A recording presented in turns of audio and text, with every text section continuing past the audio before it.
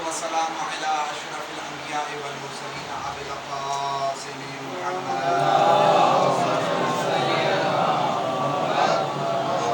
الصلاة والسلام على علي بن أبي طالب. الصلاة والسلام على فاطمة الزهراء. الصلاة والسلام على حسن بن علي. الصلاة والسلام على حسين بن علي. الصلاة والسلام على علي بن الحسين زين العابدين. الصلاة والسلام على محمد بن علي.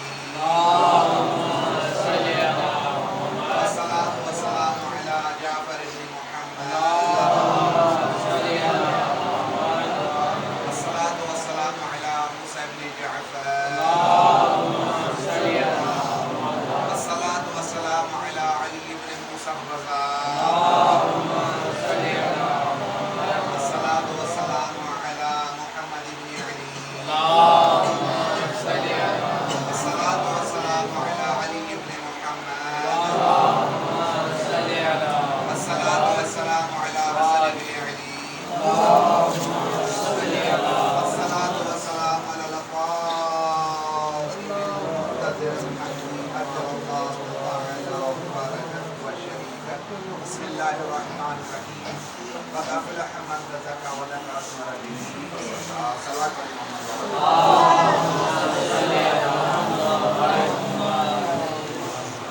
تو یہی ہے سیدھا راستہ جس راستے پر ہم چلنا چاہیے. بہت آسان ہے.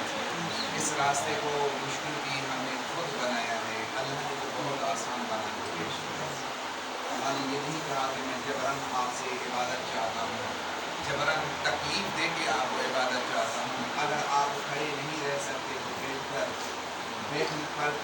کر میرے سامنے نہیں آ سکتے تو لیٹ کر بھی نہیں کر سکتے تو مثلاً آنکھوں کے اشاروں سے میری عبادت. کتنی آسانی کی ہے. یہ تو ہماری کم بختی ہے, یقین بات ہے. ہمارا اعمال ہے جس کی وجہ سے ہم نے اللہ کو فراموش کر رکھا ہے. ہم اللہ کے دربار سے فرار ہو گئے ہیں. حتیٰ کہ مولا کائنات دعائے فرماتے ہیں بلا یمکن الفرار من حکومت کریم. اللہ تیری حکومت سے کوئی فرار ہونے والا نہیں, تیری حکومت سے کوئی بھاگ نہیں سکتا. جب بھاگ نہیں سکتا تو کم از کم اس کی دربار میں آج اس کی دربار میں جانا ہے. کل نفس ذائقۃ الموت. یہ موت جب جن کی محبت میں اللہ نے پوری کائنات بنائی ہے, اس موت نے ان کو بھی معاف نہیں کیا. ایک دن مرنا ہے. جب مرنا ہے تو ابدی زندگی کے لیے کچھ کر کے جاؤ.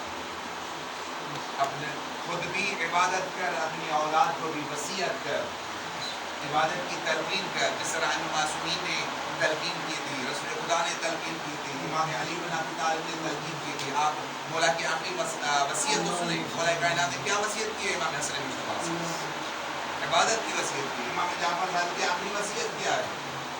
لن ینالوا شفاعتنا من استخف بالصلاۃ. ان کو جو ہمارے ماننے والے ہیں ان کو ہرگز شفاعت ہماری نصیب نہیں ہوگی جو نماز کو ہلکا سمجھتا ہے.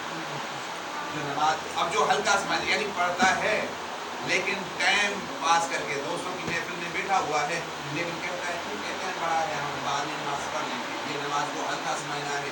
مولا امام صادق عالم محمد فرماتے ہیں ان کو شفاعت نصیب نہیں ہوگی ہماری, کیونکہ ہماری اطاعت نہیں کرتے ہیں, ہمارے نقش قدم پر نہیں چلتے ہیں.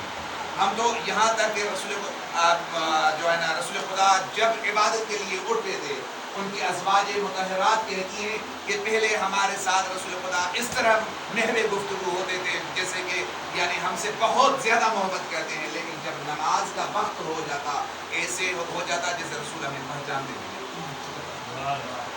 یہ ہے عبادت کہ وقت نماز عزیزوں کو چھوڑ دو, وقت نماز دوستوں کو چھوڑ دو, وقت نماز محفلوں کو چھوڑ دو, وقت نماز اگر دوستی رکھنی ہے تو اس سے رکھنا, اس کی دربار میں آ.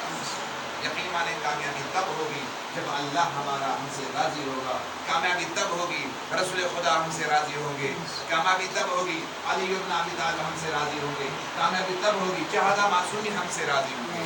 یہ کامیابی نہیں ہے کہ دنیا ناراض نہ ہو جائے، دوست ناراض نہ ہو جائے کہ میری محفل سے حقیقی محبت صرف اللہ کی محبت ہے، اس کے علاوہ کوئی محبت نہیں۔ سلوات پڑھیں محمد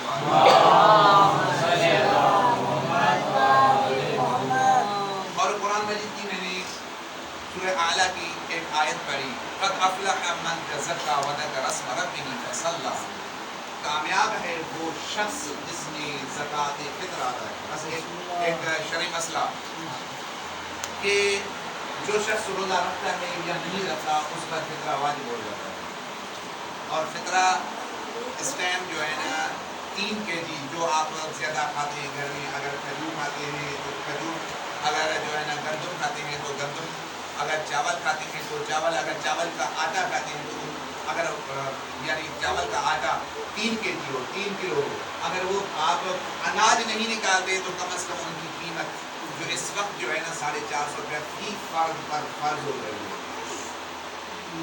اور یہ صرف نہیں ہے کہ صرف ایک بندہ نکالے باقی گھر میں جو ہے نا پڑے رہے۔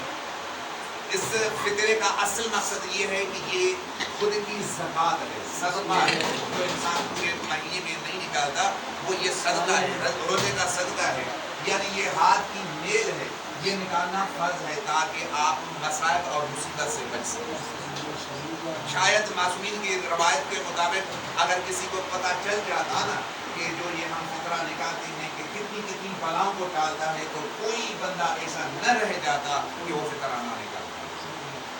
یہاں تک تاکید کی گئی ہے کہ اگر آپ کے گھر میں یعنی عید الفطر کی شب اگر بہن سے پہلے کوئی بچہ بھی پیدا ہو تو اس کا بھی فطرہ کھانے کے بڑے گھر کے فرد پر واجب ہو جاتا ہے۔ اگر مہمان بھی آ جاتا ہے